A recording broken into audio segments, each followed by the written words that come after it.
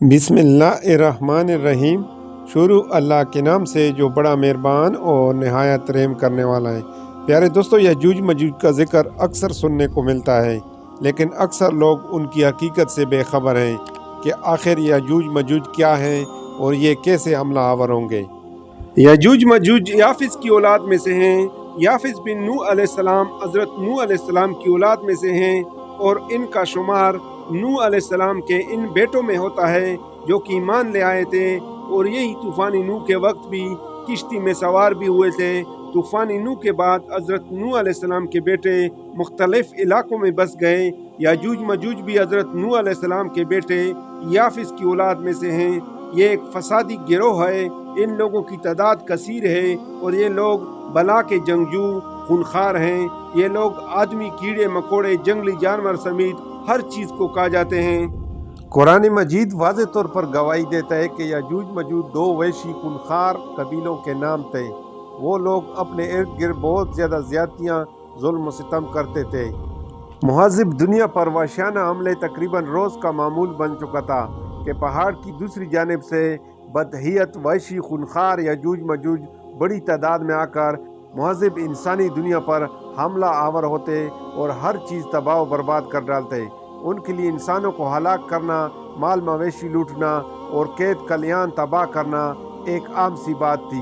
लोग नहायत खौफ की हालत में उस ज़मीनी आफत से निजात के लिए अपने रब से गिड़गिड़ा कर दुआएं करते।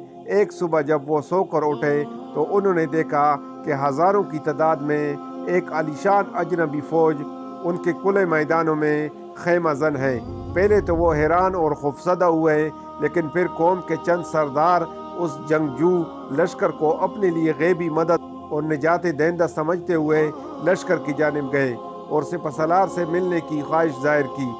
इजाज़त के बाद मकामी सरदारों को फ़ौज के सिपहसालार के खेमे में पेश किया गया। सिपहसालार ने मुअज़्ज़िज़ीन शहर को खुशामदीद कहते हुए यह यकीन दिलाया कि उनकी फ़ौज उनके इलाकों पर कब्ज़ा करेगी, ना ही उनके माल मवेशी और कैद कल्याण को कोई नुकसान पहुँचाएगी। मकामी सरदार जंगी लिबास में मलबूस फ़ौज के सिपहसालार का हुस्न अखलाक और तर्ज मेहरबानी देखकर मुतमईन हो गए, लेकिन जब उनके सामने ये बात लाई गई कि वो दुनिया के अजीम बादशाह ज़ुल्करनैन से हम कलाम होने का शर्फ हासिल कर रहे हैं तो बहुत हैरान हुए और दिल में सोचने लगे कि शायद ये शख्स कुदरत की जानिब से हमारे लिए निजात दहिंदा बनकर आया है। सरदारों को सोच में गुम देखकर ज़ुल्करनैन ने कहा, ए मेरे काबिल एहतराम दोस्तों, वैसे तो मैं अपनी बादशाहत से बहुत दूर दियारे गैर एक सफ़र पर हूँ, लेकिन अगर मैं आप लोगों की कोई खिदमत कर सकूँ तो मुझे खुशी होगी। बस यही वो लम्हा था कि जब उनकी दिली ख्वाहिश उनके लबों पर आ गई। उन सब ने एक दूसरे की जानिब देखा और फिर एक शख्स बोला, ए मेहरबान बादशाह, इस पहाड़ की दूसरी जानिब याजूज मजूज नाम की कौम रहती है जो ज़मीन पर बहुत ज़्यादा फसाद मचाने वाले लोग हैं। अगर हम आपको कुछ खराज अदा करें तो क्या उसके एवज़ आप हमारे और उनके दरमियान एक दीवार तामीर कर देंगे? बादशाह ने कहा, मेरे काबिल एहतराम दोस्तों, रब ने मुझे जो कुछ दे रखा है वो बहुत बेहतर है। अलबत्ता अगर तुम लोग मेरी मदद कुव्वत और ताकत से करो तो मैं तुम्हारे और उनके दरमियान एक मजबूत दीवार तामीर करूँगा। कुरान पाक में इस दीवार की तामीर का जिक्र सूरतुल काफ में किया गया है। अल्लाह ताला इरशाद फरमाते हैं, और आपसे ज़ुल्करनैन का हाल पूछते हैं, कह दो कि अब मैं तुम्हें उसका हाल सुनाता हूँ। और हमने उसे ज़मीन में हुक्मरानी दी थी और उसे हर तरह का साजो सामान दिया था।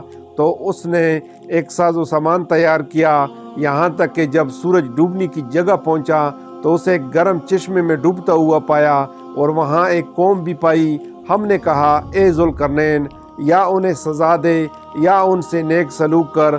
कहा, जो उनमें जालिम है उसे तो हम सज़ा ही देंगे, फिर वो अपने रब के यहाँ लौटाया जाएगा, फिर वो उसे और भी सख्त सज़ा देगा, और जो कोई ईमान लाएगा और नेकी करेगा तो उसे नेक बदला ज़रूर मिलेगा, और हम भी अपने मामले में उसे आसान ही हुक्म देंगे। फिर उसने एक साजो सामान तैयार किया, यहाँ तक कि जब सूरज निकलने की जगह पहुँचा तो उसने सूरज को एक ऐसी कौम पर निकलते हुए पाया कि जिसके लिए हमने सूरज के इधर कोई आड़ नहीं रखी थी। इसी तरह ही है और इसके हाल की पूरी खबर हमारे ही पास है। फिर उसने एक साजो सामान तैयार किया, ذوالقرنین نے دونوں پہاڑوں کے سروں کے درمیان جو خلا تھا اسے لوہے کی بڑی موٹی چادروں کے ساتھ پر کر دیا، اور پھر چادروں کو خوب گرم کر کے ان پر پگھلا ہوا لوہا، تانبا اور سیسا ڈال کر اسے مضبوطی سے بند کر دیا، جسے عبور کر کے یاجوج ماجوج کا دوسری طرف انسانی آبادیوں میں آنا ناممکن ہو گیا۔ ڈاکٹر اسرار احمد تحریر فرماتے ہیں کہ اس دیوار کے آثار بحیرہ کیسپیئن کے مغربی ساحل کے ساتھ ساتھ دریال اور دربند کے درمیان اب بھی موجود ہیں۔ یہ دیوار 50 میل لمبی، 29 فٹ اونچی اور 10 فٹ چوڑی ہے۔ آج سے سینکڑوں سال پہلے لوہے اور تانبے کی اتنی بڑی دیوار تعمیر کرنا یقیناً ایک بہت بڑا کارنامہ تھا۔ روس اور جارجیا کے درمیان ایک دریائی گھاٹی ہے۔ دریال اور دربند کا درمیانی راستہ کوہستانی دروں پر مشتمل ہے۔ حضرت ابو ہریرہ رضی اللہ تعالیٰ عنہ سے مروی ہے کہ رسول اللہ صلی اللہ علیہ وآلہ وسلم نے فرمایا کہ یاجوج ماجوج دیوار ذوالقرنین کو ہر روز کودتے ہیں۔ جب وہ دیوار میں شگاف ڈالنے کے قریب پہنچ جاتے ہیں تو ان کا نگران ان سے کہتا ہے کہ اب واپس چلو، کل ہم اس میں سوراخ کر دیں گے۔ ادھر اللہ تعالیٰ اسے پہلے سے زیادہ مضبوط اور ٹھوس بنا دیتا ہے۔ اگلے روز یہ پھر کودنے کے کام میں مصروف ہو جاتے ہیں، چنانچہ یہ روز کودتے ہیں اور اللہ تعالیٰ درست فرما دیتا ہے۔ یہ سلسلہ یوں ہی چلتا رہے گا یہاں تک کہ ان کی خروج کا وقت آ جائے گا اور اللہ تعالیٰ ان کے کھولنے کا حکم فرما دے گا۔ اس روز جب یہ دیوار کے شگاف کو آخری حد تک کھول ڈالیں گے تو اس دن ان کا نگران کہے گا کہ انشاءاللہ تعالیٰ ہم کل اسے پار کر لیں گے، اور حضور صلی اللہ علیہ وآلہ وسلم نے فرمایا کہ جب وہ اگلے دن لوٹ کر آئیں گے تو اسے اسی حالت میں پائیں گے جس حالت میں چھوڑ کر گئے تھے۔ پھر وہ اسے توڑ ڈالیں گے اور باہر نکل کر لوگوں پر ٹوٹ پڑیں گے۔ یاجوج ماجوج زمین پر پھیلتے چلے جائیں گے، جہاں سے گزریں گے تباہی پھیلائیں گے، مخلوق خدا کو اپنے شر و فساد کا نشانہ بنائیں گے۔